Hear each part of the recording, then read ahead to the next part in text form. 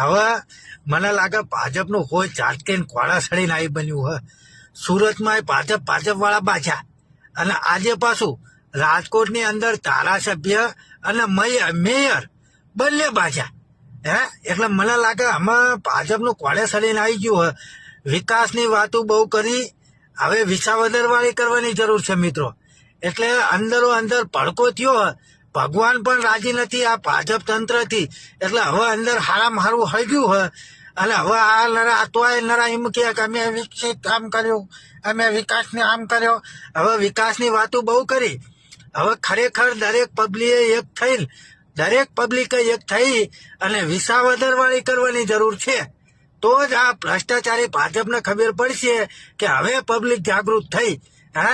Mayor અને ધારાસભ્ય પાછા જબરું ના કહેવાય. એટલે ખરેખર બને એટલો મિત્રો આગળ વિડીયો શેર કરો. જોરદારના સમાચાર, બને એટલો વિડીયો આગળ શેર કરો મિત્રો.